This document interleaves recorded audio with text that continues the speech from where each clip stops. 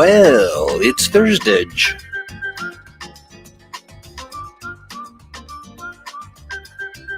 And it's me, Disembodied Troy, hanging out with you. Of course, Thursdays is our nearly weekly program devoted to things like the Adventure Game Engine that powers many of the games in the Green Ronin Library. I see we've got some folks in chat. Can you hear me? Let me know.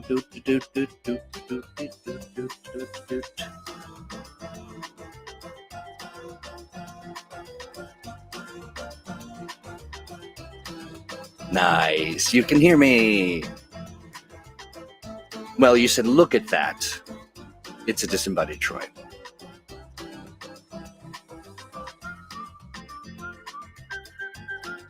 Shall I just presume you can hear me and all is well? Thank you, Duke. So today, we've been working on this, the Slumberer's Burden. It's been a lot of fun. Essentially what we're doing is building a setting. And the setting is all about salutations. Tempo's here. Paul, good to see you. Duke, of course. Now, Duke isn't on the show today, but as you can see, he's here with us. He's not feeling real good. And Ren had a baby. So Ren and their partner this is the child's first day home. Yes, Duke says look as in generally perceive. Fair enough. But yeah, congratulations, Ren. So delighted that everything went well and that you're home and resting as a family. Wonderful news. We look forward to seeing you in the future. But Duke has got a cold.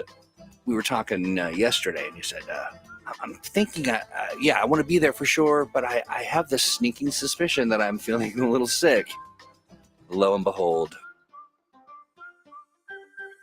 woke up not feeling real good, but good enough to hang out and chat, which we do appreciate that. So I was talking about the Slumberer's Burden, and really the idea came out of, oh yes, that's right. Yeah, right. Yeah. Feeling well enough to type, but not well enough to talk without coughing. And yeah, no worries. And thank you, by the way, for joining us. And so, yeah, the Slumberer's Burden. It started because we said, hey, let's do a battle map. Well, I said, let's do a battle map. I just wanted to create something fun. And honestly, what I had done is I went and I picked up a bunch of Photoshop brushes that were various kinds of, elements of cartography, and wanted to just kind of play around with it. Cartography, just map making in general, has always fascinated me. Playing D&D as a young kid, I was always pulling out the graph paper and creating dungeons and doing the whole thing and having a lot of fun with it. And I thought, let's do that in the context of age, and we'll kind of put it in the fantasy age space and see what happens. Well, I think really it was Duke that set this whole thing in motion by suggesting that we involve a kaiju. And so then it became this idea that, maybe it was a moving map, or maybe this battle map, had some element of the kaiju nature, and then it just went off the rails from there. And now we've got, essentially, here's the story. The central concept is that this massive dragon, colossal, it's crashed into the world, and its body so immense that it created just cataclysmic, impact on the planet, affecting everything from the geography to the weather to to all of it. Probably, knocked it off its axes, and so here it is, this giant dragon that is laid out on this planet. It's so huge that the people that did live on the planet, and they still do, but now they live on it and in it. essentially they've got one civilization that's built up a city in its mouth, its giant cavernous maw, and the other one on its icy mountainous back. And to them, let's say if you were looking at this from the perspective of a player, you would see a lot of people, there'd be a lot of debate or discussion about, is it alive? Is it asleep? Or is it just freak of nature, landmass? And and then unbeknownst to them, this these two civilizations, which do not get along, they are collaborating to keep this great slumberer asleep because they want to continue to sort of collect all of the resources, and they're living in protection, and so when this thing wakes up, the cities are considerably worried about that. um so it's an ancient sentient being of immense magical power, not native to the world. So it crashed eons ago. Maybe it's fleeing a war, maybe it had a wound, or we don't know, other than it wasn't an elegant landing, and it remains. And its crash reshaped the landscape and created a novel opportunity for this civilization to build these two cities. And while most of them believe that the Great Slumber is a natural, unique geological formation, they see its teeth as massive mineral formations that they've carved out, and you can step inside of them. The spines of his back up in the ice spires are home to drawbridges and all kinds of sort of rope bridges that make it a precarious space. The same can be seen in the mouth as well, from tooth to tooth, and there's all kinds of crazy stuff. The But the general notion is that anybody who's talking about how it being a living, breathing creature is a lunatic. And you are, Duke. You are utterly to blame. Yeah, and as Duke mentioned in chat, the cities, respectively, Fornax and Etheria. We're going to revisit Etheria because I think that we might have a couple other adventure or fantasy themed stories where Etheria is a place. But all this is a work in progress. The other piece that I neglect to mention, and I think I should, is that chat's a big part of this as well. They have helped develop some pretty key elements of the storyline, and we'll get into that in just a second. So, two cities, a single beast. It's The civilizations are very distinct. There's Fornax and there's Etheria, working titles. Fornax is the metropolis in the Maw. It's built within the warm, humid, cavernous mouth of the Great Slumberer, amidst its fossilized teeth and along its internal throat passages. Characterized by perpetual twilight, damp earth, and bioluminescent flora, its people are adaptable, communal, and driven by trade and the harnessing of geothermal steam. They're accustomed to close living and have a fluid sense of personal space. Undercurrents, they're susceptible to whispers and subtle erosion of trust, often manifesting as rumors and challenges to established norms. Then Etheria, the Icespire Citadel, it's perched precariously upon the craggy, ice-scoured spines that rise like mountains from the Great Slumberer's back. Climate and culture, defined by biting winds, thin air, and harsh, stark beauty, its people are hardy, self reliant, and stoic, valuing endurance, martial prowess, and ancient tradition. Life here is a constant test of survival against the elements.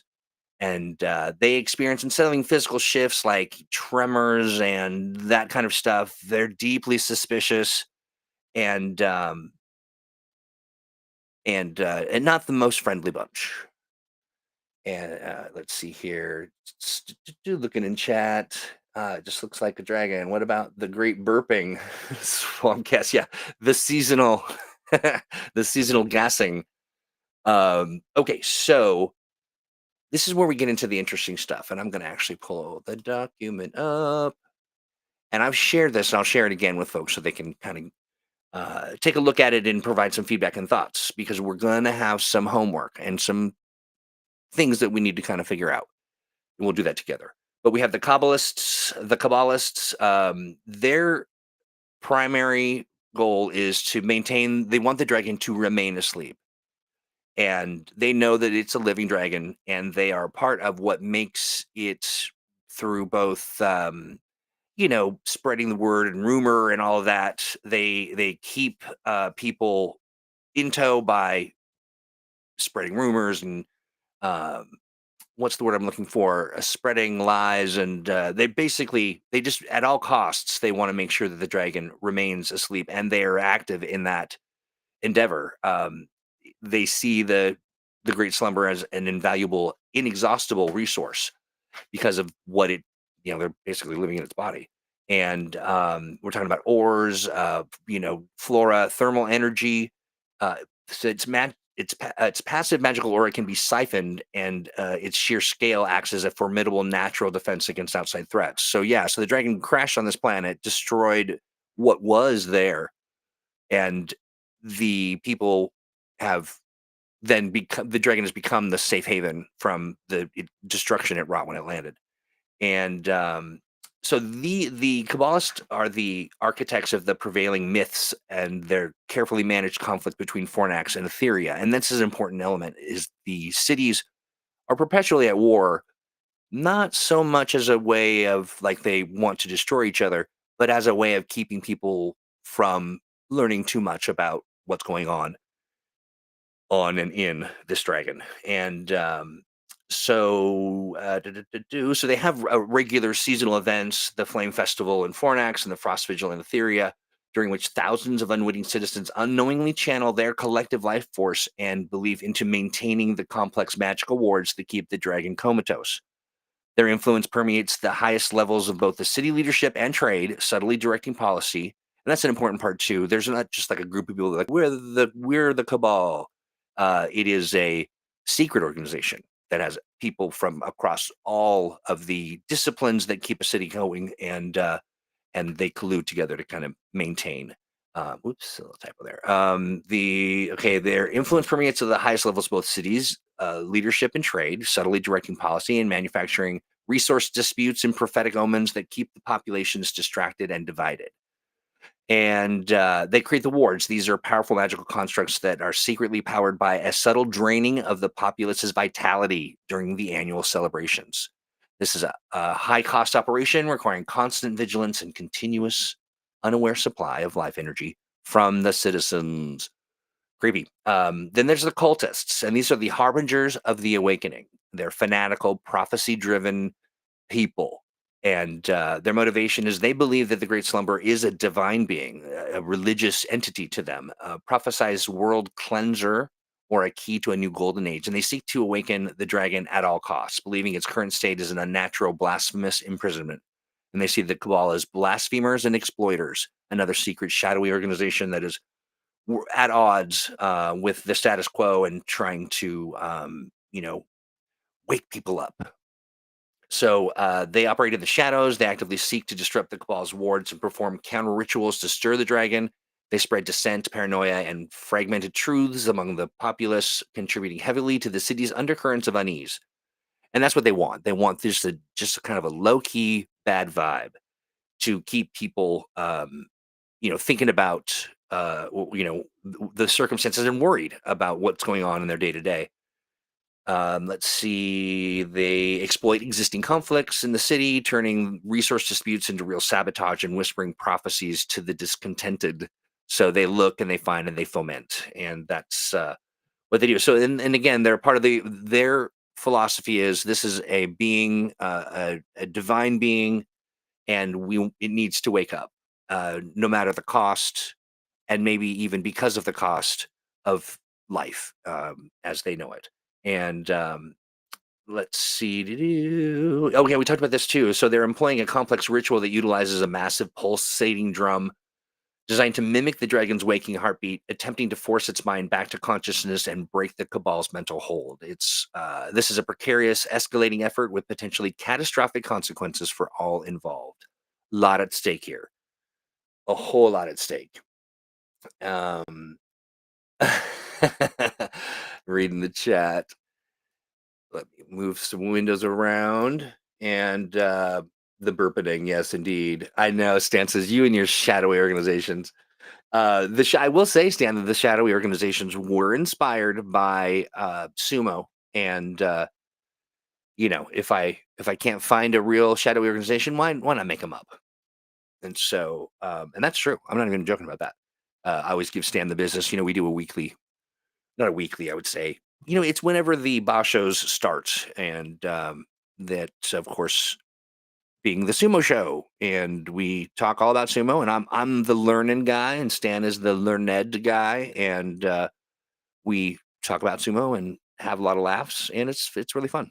It's very and I've learned a lot. Really enjoyed it. But I always joke about there being shadowy organizations, entities with unknown aims, looking to cause trouble or whatever. And I could be right. I'm sure I am, but that is a play on that, honestly. Inspired by sumo to create these shadowy organizations. Nate says, so just so everyone knows, all of this was inspired by my platinum prince. That's me and his awesome imagination.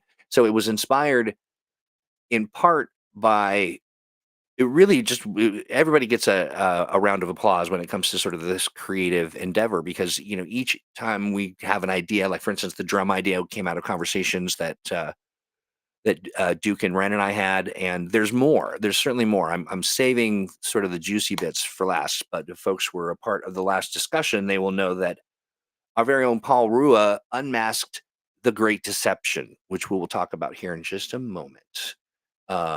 Let's see.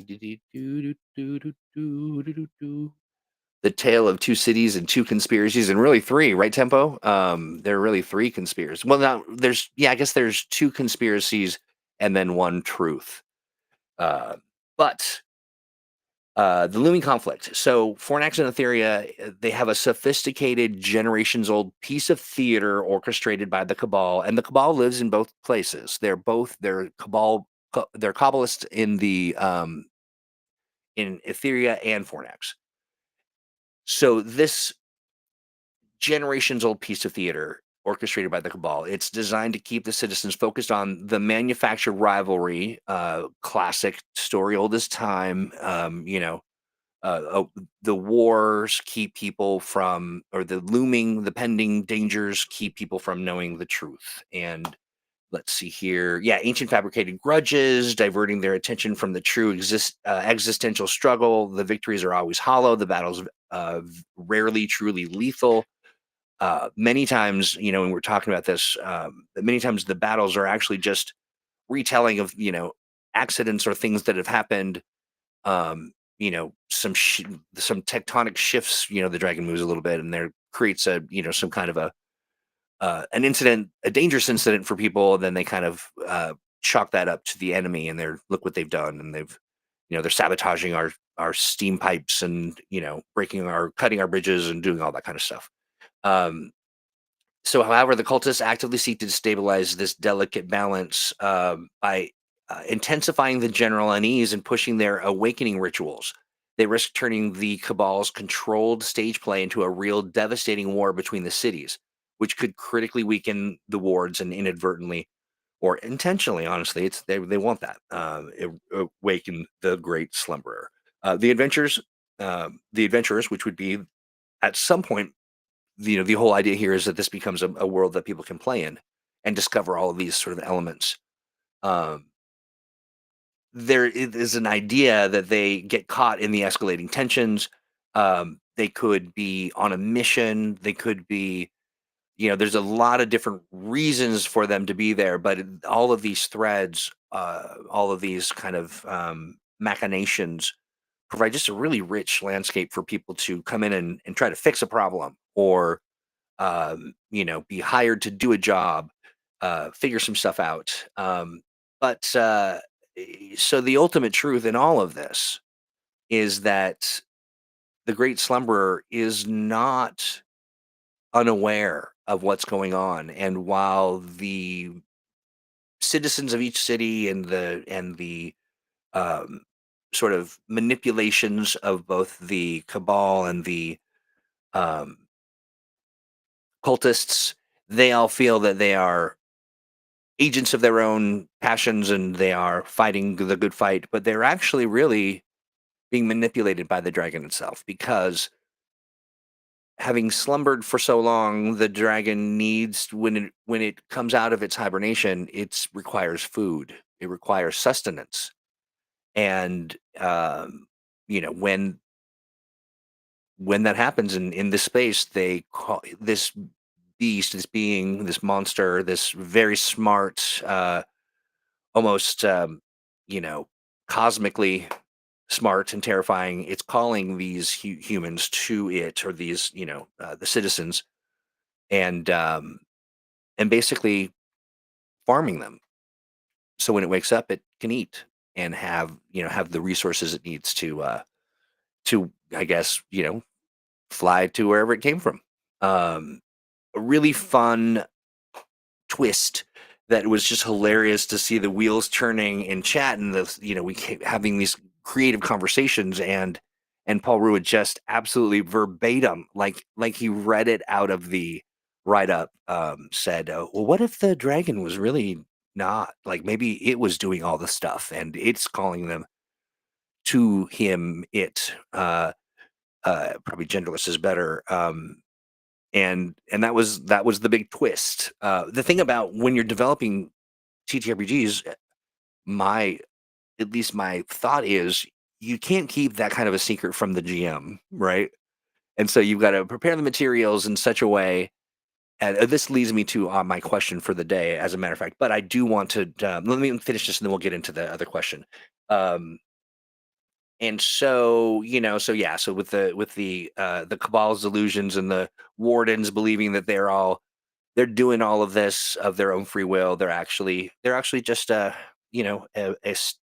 hardworking snack, building and growing and multiplying, to be a meal for the dragon when it awakens. And maybe that's the thing. And you've got maybe the the adventurers need to somehow convince these cities that they're in danger, or they find the big secret. I'm not sure. And I mean, that's not for me to decide. That's for us to decide.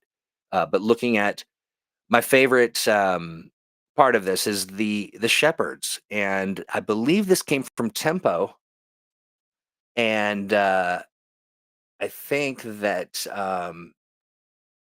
that's surprised their conspiracy faction. That's exactly right.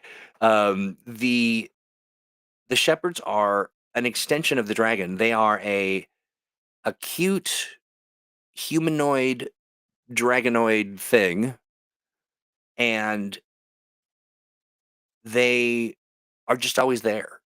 They're ubiquitous. They're in both cities.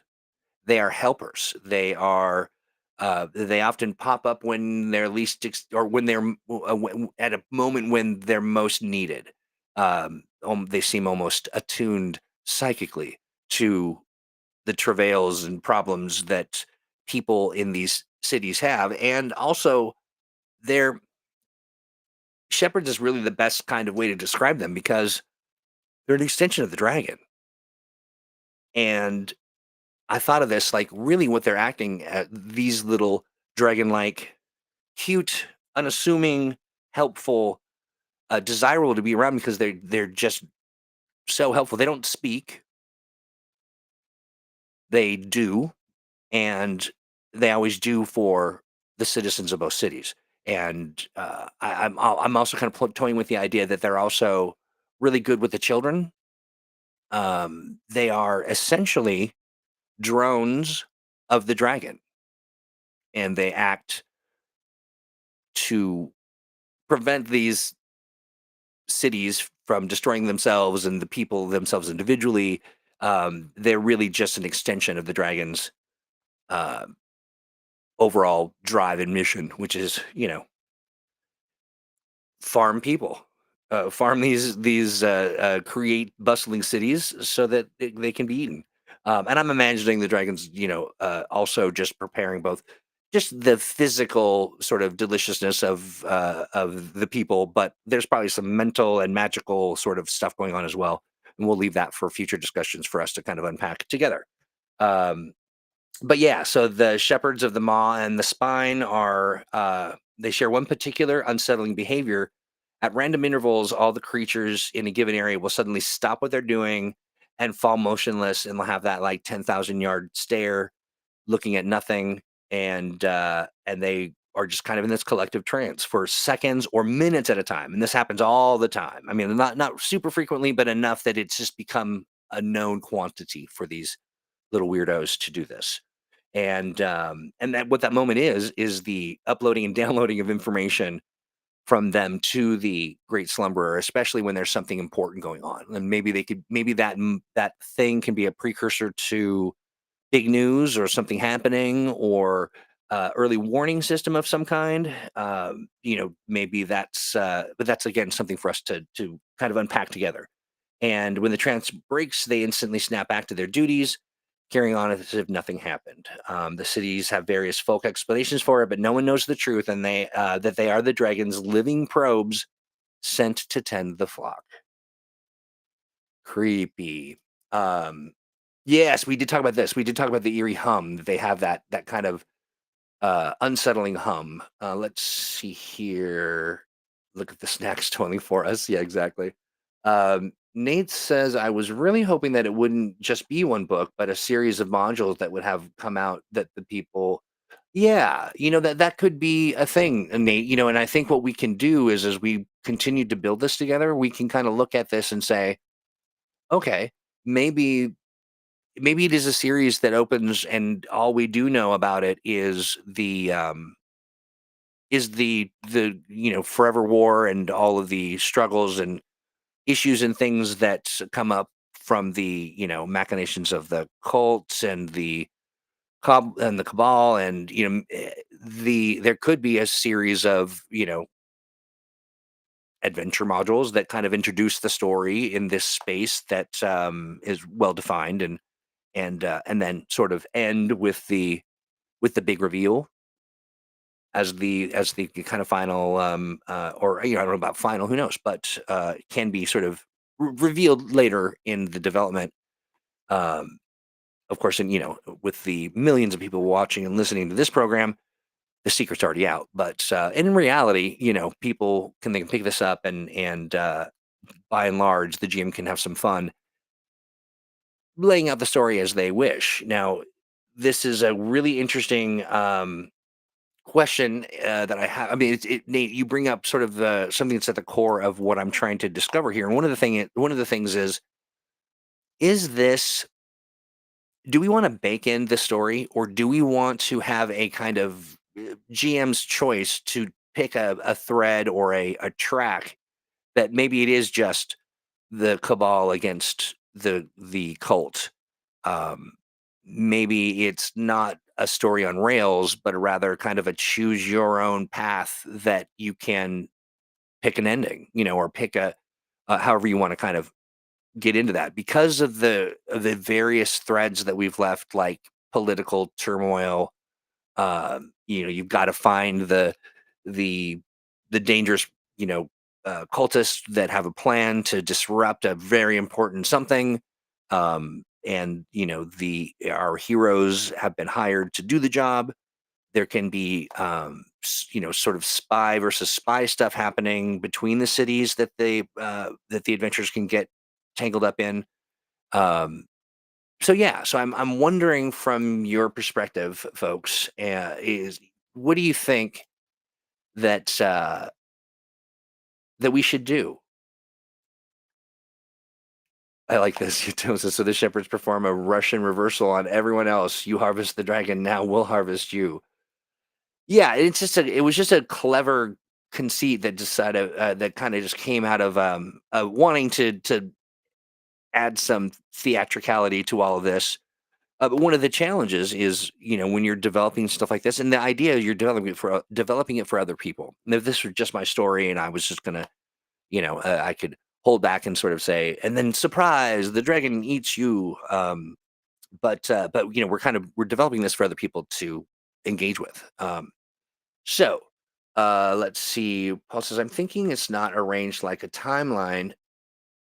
Okay, interesting. I'm thinking it's not arranged like a timeline. One event leads onto the next, but as a series of concentric circles extending outward. Okay. All right. You start with the day to day life and then move outward to cabals and conspiracies and then outwards to, yes, I like that. Yes. Yeah. And then move out into this, to the greater, as you sort of, enhance or even, sort of step back farther and farther away from the story, you get to the truth of this, the singular truth that the dragon is doing this thing. But there's also the mystery of, where did the dragon come from?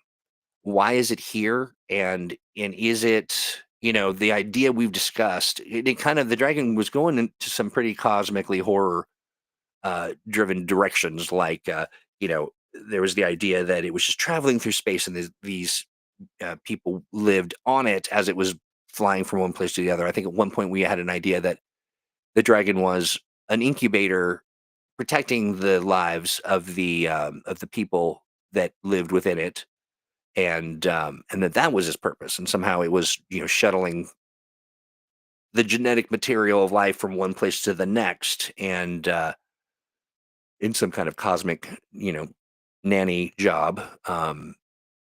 But yeah, ultimately went with this. And so, there's still the question of, what is the dragon's purpose, and what's, when we, as we continue to step back and look at, the from the minutia of the day to day, which has a lot of fun places, and you kind of get larger and larger, and then the dragon. But what's going on the dragon level?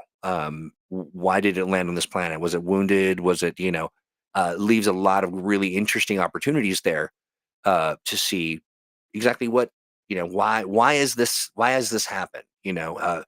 For all we know, the dragon could be a weapon of mass destruction that was, sent to the planet to destroy the civilizations there, and from maybe there's an ancient ongoing war larger than, we did talk about that as well, that there may be a, and what kind of civilization was it before the dragon disrupted everything? What kind of technologies were there? Was it more of a, I mean, are we in a post-apocalyptic world, and it's just, maybe it's coming time that the dragon awakens, but it's, the cities are well established, and what's going on that level, which I think is a really interesting question as well. Um and yeah, an increasing sequence of bigger pictures, absolutely. That's, I love the philosophy of that approach, and it's very, I can visualize it, as far as this, when you think about the story structure, you can kind of see this as you sort of step back and you look into this, the kind of the storyline. It gets, more complex the closer you are, and then maybe, the farther back you step, the more grand, the more sort of, that there are some other things happening that become clear only when you see the bigger picture. I like that a lot. Uh, let's see. Oh yeah, absolutely. I do like this idea that there is a, uh, the game of just of survival, and that, I think that's really like a fun place to, engage in. Let's see. I meant to click on this. Each faction and also the outsiders, Pragmatherium, have a point, and the characters might become aligned with any one of them for a while. Yeah. Yeah, the outsiders. That's right. Yeah. And I'm trying to remember, did we say that the outsiders were, they just to think that the people who have, they may have more, that's right, they have more remnants of what the society was. I forgot about this part. We should add that to our write up real soon, because I'll forget it again. Um, yeah, that's great. And so let's see. Nate says, it was my belief that the dragon was called to this planet and then put to sleep so that it would crash by an entity looking to investigate the magical and spiritual substance that it. Yeah, I think that there are elements of that idea for sure. And I think that in the past we even kind of brought that up, and then the idea sort of morphed and evolved into this. Yeah, it's asleep, wink, wink, or so the people think, but actually, they're the ones that are being fooled. Let's see here. Paul says, but you could also have games of complex conspiracies and investigations and intrigue. Absolutely. The spy versus spy stuff, super fun. A combination of noir and cosmic horror. Absolutely. What I love about this is that it really does take, there are fantasy elements, there are cosmic horror elements, we can do spy versus spy, we can do, palace intrigues and organizations and kingdoms at war. And you can either do it in the sort of sultry maw of Fornax, or the cold and crispy um,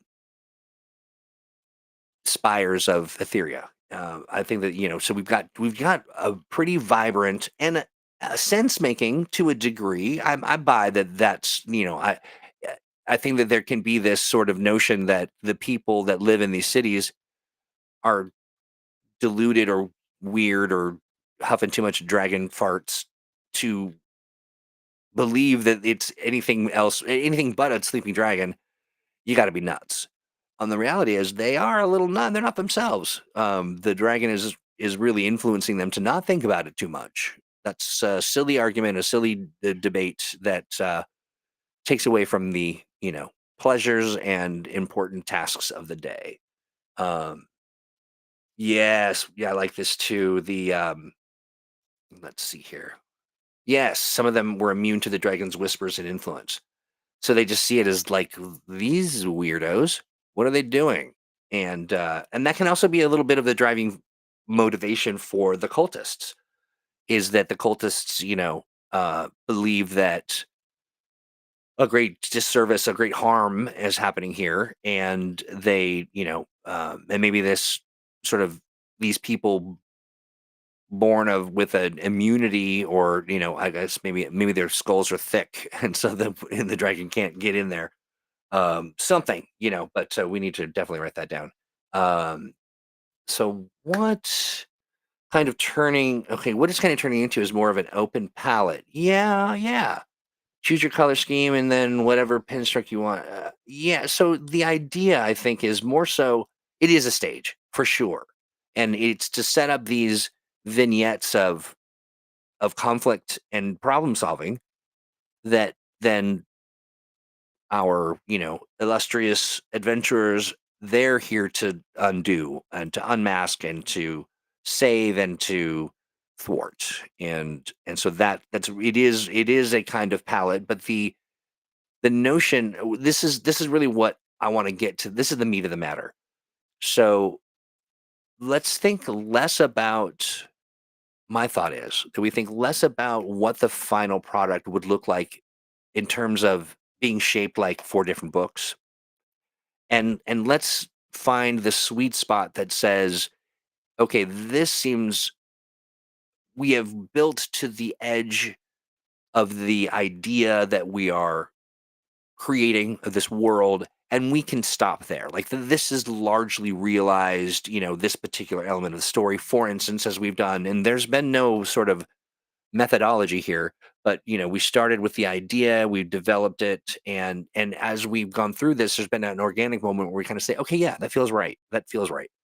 And then we've been able to, for instance, when Tempo mentioned the little dragon, the little dragonkin folk, that fit just so naturally as an element that the eyes and ears and hands, many thousands of hands of the dragon. And we don't know a lot about the interior of a dragon or the exterior of a dragon, and this could be just a very normal thing that always happens, and we just didn't know that, because we never lived inside one. But it is fun enough that it lends a nice little thread. It is also clever enough. It's not too clever. It's not so clever that they won't be able to figure it out. There may be some people go, wait a minute, like Paul, who said, like, wait a minute, they're all in here and they're all being dumb. They're kind of being, gaslighted, gaslit into believing that, this is normal. And then these little dragon creatures are around helping them and doing whatever. What if this is a human farm, or what if this is a farm to keep these civilizations safe and plump? You know, which isn't a stretch because we saw it for our very eyes and we hadn't even gotten there yet, which I love. Um, yeah, right. Anyone else remember when this was a battle map? A tick farmer. I don't know what that is, but gross. Cold War espionage. Yeah, let's talk about that for a second. Between two settlements. Yeah, the industrial empire of Fornax, echoing its kind of 18th, 19th century England, and Etheria, echoing pre-revolutionary Russia. Absolutely. I mean that is a very interesting way to sort of tether it to concepts and in circumstances that have occurred, because I think it also just lends us the natural organic kind of rules and sort of conceits and understandings of that story. And yeah, I think that there could be a lot of fun getting into the politics of this. It could be, this could be a a stage with many different sorts of opportunities to play out these storylines. And then the farther we step back, it opens up more sort of what in the world. And the farther we step back, and then there can, I don't know how, I don't know when we stop stepping back. I mean, here we just have naturally kind of stopped at big dragon crash and mouth and back cities. And so that's kind of where that's as much of the enhancing as we've done for this particular project, which is fine. um Tempo says, happy to contribute the red skin draconic humanoids, but someone else brought them up, so don't forget to credit them. Oh, I thought you brought it up, Tempo. um but yeah, I don't know who that might have been. So and again, this is absolutely a collaborative effort. I think that when we're done with all of this, maybe we publish it on the Age Creators Alliance, and everybody gets a cut. So we will all have fractions of pennies to put in our bank accounts, and go find our own dragon to build a city in. Dibs on the mouth. Let's see. Nate says, I love it. It's one of the best things that you guys have ever come up with, and I'm glad to be a part of it. Oh, wow. That's very, very thoughtful of you to say. I do appreciate it. And it's fun. I will tell you that there are moments, I don't know when you get into your creative space, your creative headspace, friends. How do you do it? Like, what are you? I'm always fascinated when I talk to creators to say, like, what's your ritual? How do you kind of stake your claim? And by and large, what I hear is I just sit down and I do it, and that's lovely. But there's also, I mean, for me, if I get struck by this creative notion and I don't know what brings it on, maybe it's just enough serotonin to spend on creativity like this. I can hyper focus and I will sit there for hours, and then realizing that I have not moved, I have not eaten, I have not done anything, but it's like I'm a man on a mission. I've got to get this out of me, or I'll lose it. And which is often the case, because if I sit and sort of just wax poetic or think about a particular idea and maybe, solving whatever world hunger, I will not write it down or what have you, and then it's lost. And I just don't have it. So I think there's a bit of that, sort of like having the dream and then waking up and going, oh shoot, I wish I could remember. But but I do like to surround myself with books and do a lot of research, looking at, for instance, we also talked about our flora and fauna to a degree, and we developed these little uh they're little tardigrades that are kind of floaty, balloony, cute little fart creatures. And then I can't, for in my mind, I keep thinking of balloon creatures, kind of, but maybe I'm mixing them up. But they are, and then also sort of a jellyfish-like, sort of floating, bioluminescent, in the maw kind of flora or fauna rather. And we haven't really dug into what goes on in Etheria yet, and we'll do that when Ren is has got a minute to kind of think about that, and both Ren and Duke have been developing their respective cities, and of course in collaboration with chat. And there's a lot of interesting characters, individual people, and so that continues apace. So that's also happening. Um, I same. This is great. Hey, Devious, good to see you. I have a dry erase board in my head with lots of markers and lots of dry erasers. Same, same. Hey, Silver Wolf, good to see you. Thank you for joining us. And let's see here. You've talked about humans who are immune to the effects of, yeah, yeah. Oh, what a great story this would be. That's very interesting because the idea of the shepherds is that they are, just drones of the dragon, but what if when they're disconnected from the collective sort of consciousness that they share, that they become, what do they become? What are they? They are able to live and to move and to breathe and to, move around by necessity. But when they're not connected, sort of almost a Borg storyline a little bit reminds me, it has elements of, they are definitely trying to consume, they're at least preparing the civilizations to be consumed. So their job now is to grow and to help them thrive and prosper. But yeah, what happens if a shepherd gets disconnected from that's fun. That's interesting. And if there is this knowledge that the shepherds are somehow, I can see it just a storyline in itself, that these cute, very helpful, very and the civilizations are grateful to these little cuties because they protect they've been there to keep humans from falling to their death, or kids from wandering away, or from bad things happening, because the goal is they're really tending to the flock. They're kind of doing what a farmer would do to keep their flock, their herd healthy. But yeah, that's a really interesting idea, a very interesting storyline. um let's see, what else am I missing? Okay. um Paul's mentioning, I love the idea of a Boris Vallejo, Frank Frazetta style painting of a fur clad warrior woman of Etheria riding a tardigrade. Yeah, me too. I love that idea.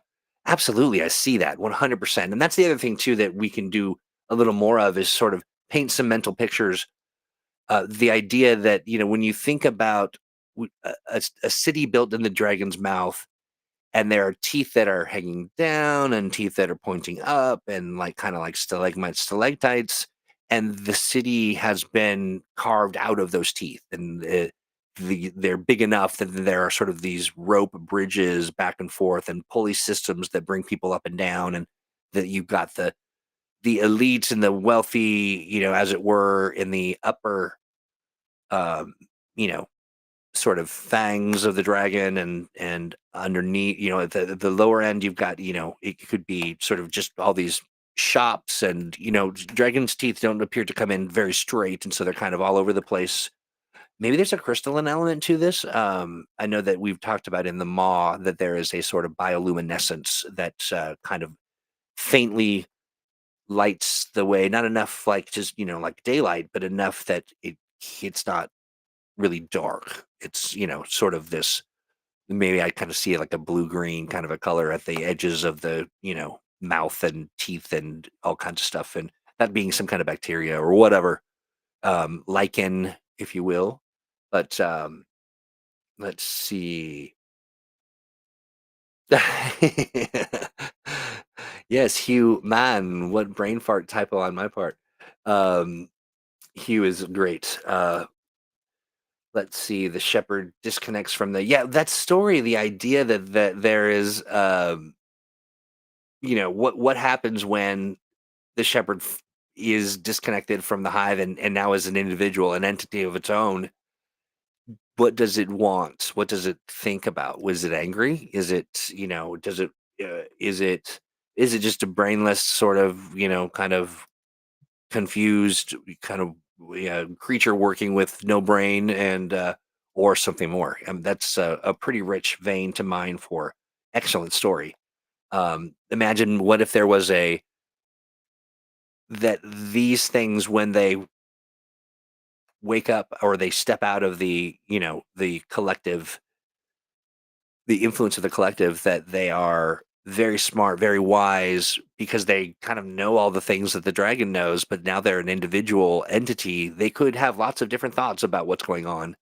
And what if they were, sort of recruited by the heroes, the adventurers, to help them?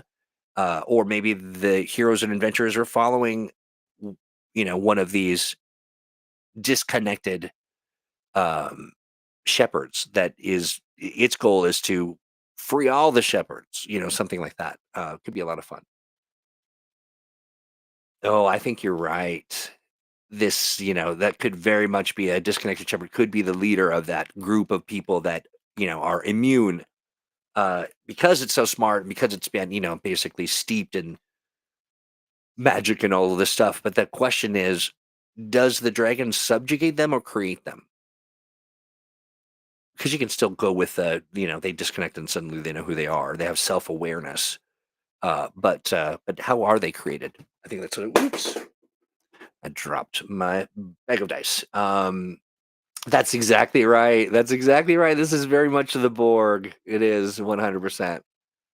Uh, let's see. Tick larva farmer. Ugh. Paul mentions when I think of the combination of pale luminescence and heavy levels of moisture, I get a vibe of pea soup fogs or punt boats. Yeah, that there be some. Yeah, absolutely. That there be some. So I visited China some years ago and went to a fishing village, and one of the neatest things that I saw was the kind of the symbiotic relationship between fishermen and the birds they used to fish. And they had very lightly little strings around these birds with long, elegant necks. And the birds didn't try to escape. They weren't trapped. They would just hang there. And so the fisherman would, you know, the bird at some sort of command would dive into the water, grab the fish, and then the fisherman would share the fish with the bird. And it was really cool to watch. But I could see there being some kind of a um, these boats that are floating out there with some kind of you know helpful fish or scaly lizard thing or whatever. It could be fun. Back on Discord, there was a thread for the giant dragon where let's see here, where one of the cities has architecture similar to Ishgard from Final Fantasy. Okay, but I can't find the thread, unfortunately. That's interesting. I like that, and I think that we'll go back and look at that. A big part of this is that we also want to continue the conversation in spaces like the Atomic Think Tank and Discord, and where we'll run polls and have thoughts. And really, we're calling you all the arbiters, and that there be elements of this that you really have, and you've done a tremendous amount already to kind of drive and guide the storyline. But here's my question for everybody, and I will create. Duke, would you mind dropping the link to Discord for me? Senses, or it's a triple reverse and they only think they're free, but the dragon gave them that illusion so they'd organize this resistance because they needed the friction. That's right. And maybe we never answer the question because maybe that is a thing that happens. Maybe that's an outcome. It comes to this, and that is, how do we structure this? How do we make it so that do we create a rigid, in a sense, storyline where dragon hits planet, destroys planet, humans take up living in on dragon, and then the and then the conspiracies get uncovered, and oh my goodness, we've been, what a rope a dope. Or are these alternate opportunities for people to tell a story that is, maybe they just stick to, this is just a dragon that's under the spell, and these people are, and it becomes a question of the morality of, knowing that this is a sentient being that they are keeping, comatose to their benefit. Is there a story there to be told? And and maybe these various elements are different timeline tracks that people can pick, or we just keep it, to the story itself, and that the story you think you're involved in is about the morality of keeping a dragon sleeping, when in actuality, you're all dumb because it's a dragon, is keeping you asleep. Um, that's an interesting. Yeah, there are definitely Matrix elements. The cave rave, whatever you got. Um, let's see. I was thinking more of the line where they are completely just psychotic because they're. Are you talking about the awakened shepherds? That they when they wake up, they become these just, dangerous, unhinged, crazed lunatics because they're angry about, and they're just sort of these blunt instruments that are no longer connected and dangerous. That's interesting. A lone fisherman pulling his way across. Yeah, yeah. Very evocative. On his shoulder, attached by a fine, loosely hanging thread, is a dragonfly-like insect. Oh my gosh. 100%. We're adding that element for sure. That is, that's how we do. That's how we do. I'm gonna remember this because I can't really cut and paste. Can I? No. I'll uh during office hours tonight, which is happening in an hour from now. It's an opportunity for everyone to come and hang out and talk. We can talk more about this particular story and the elements therein. But Paul, make sure you bring that notion with you so that I can get it written up and put into the document so that we don't forget. Um,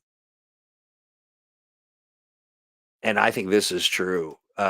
This seems right to me that if a shepherd ever breaks loose of the hive, the dragon would command the rest to kill and devour it. Yeah, because that is, this dragon's playing kind of fast and loose with this notion of, it's all a pretty intricate web of lies, and these little soldiers of its, these little farmers of the populace.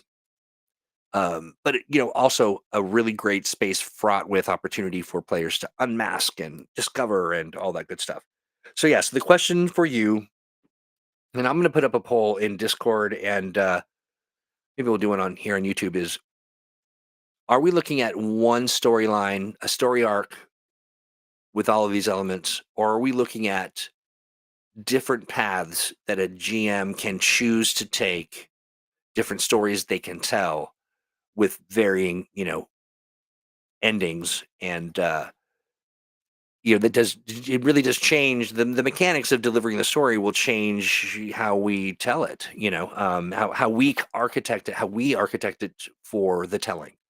So that's some food for thought, and something I think that's really important for us to kind of nail down, because, one, I am, of course, aware of how much more work that, if we're going in a these are different timelines or different choices that can be made, different outcomes, and that's a lot that suggests that there are maybe more than two or three different story arcs to or is it just a classic? This is the story as it is, as it unfolds, unraveling over the course of 3 to 8 different kinds of modules and that kind of thing. But I really do not want to get us too bogged down into the notion of what this should look like when it's done. I don't want the tail to wag the dog. I want us to go through this process and really get to a point where we see the natural boundary of the ideas and things, so that we're not. I don't want to shut a door too fast. But I do want to make a decision about the notion here as to whether we're looking at alternate storylines to be chosen by the GM, or a story arc with a lot of really great stories to tell within, but the boundaries are pretty well established. So yeah, food for thought, and I'm I don't necessarily have one specific hope. More so, an excitement to see where we go with it, especially if we look at the kind of the group making the choice. And so look for a poll in Discord. I'll make some noise about that, and I'll word it in a way that makes more sense than my blather blather. and then I think we'll throw some polls up on YouTube as well. But that is the end of the show. In about an hour, you can hang out with us in it's a Zoom meeting, and you don't have to have your camera on. You can come in and join in. You can lurk if you like. You don't have to say a word. I mean, we'll say something to you, and you can type some stuff in chat. But we just want folks to come and hang out if they're so inclined.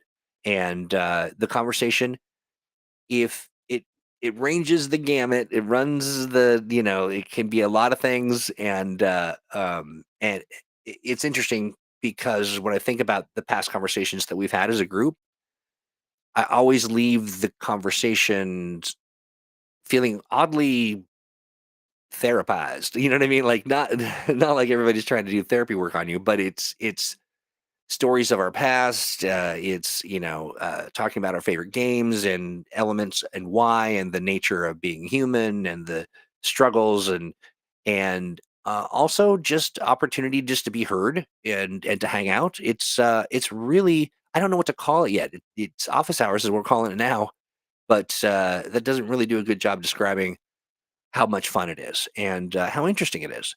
And conversations, there are times when I have to leave a little early, like I might tonight, because I've got a little traveling I have to do. But the conversation goes on, and people continue the beat afterwards.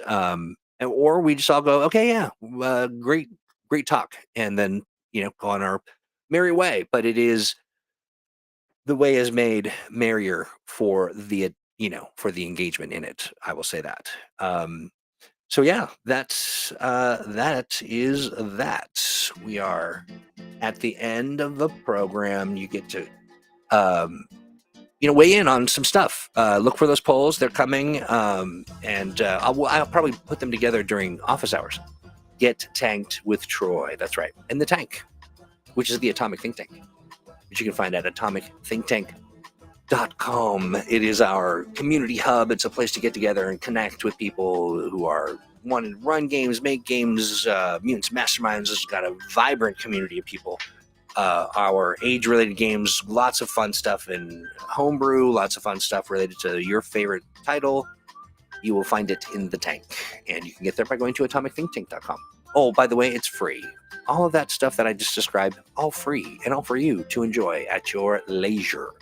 Of course, to talk about this, Getting Tanked with Troy, that happens in 5 o'clock, 8 Eastern. And just go to atomicthinktank.com, go to the events, and look for a similarly themed piece of art that's Get Tanked with Troy. Click on the link, and you will be transported to the Zoom meeting, and no doubt we'll be talking about something quite bizarre, and you'll enter the conversation and go, what have I done? But just stick it out. You'll enjoy it.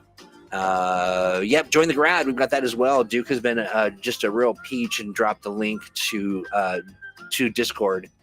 So click and join and be a part of that. We're going to do a lot of great things in the future. We've actually already started. We did a workshop with Ian Lemke on, and we focused on the Expanse and storytelling and how to build in that world, which is really great as part of our friends over at the Expanse TTRPG community. They're running their Adventure Jam, which is folks get an opportunity to write some adventure, create a story, and share it with kind of, think of it like an adventure seed kind of thing. And then the winner will have Ian Lemke run your game, run your adventure for people on a live stream, which I think is great. Very exciting. I want to thank the chat for hanging out and giving us all kinds of good feedback and stuff to play around with the Slumberer's Burden. And there's much more to come.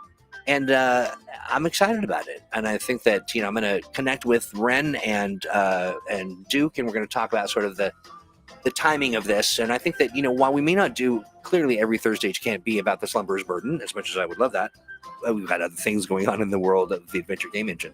But as a regular occurrence and a themed kind of experience, is something that extends beyond the show itself, most certainly. So we'll work all those details out. And that's it. Have a great rest of your week and a wonderful weekend. We'll be back.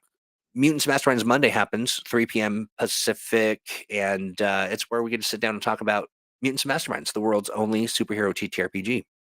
Check me on that. Do some research before you come at me, because I've done my research and I've seen nothing Nothing else but mutants and masterminds. That's just the way it works. And again, thank you for listening. Thank you for hanging out, and thank you for all your creative contributions. We're having some fun. We'll see you in an hour in Getting Tanked with Troy. Bye.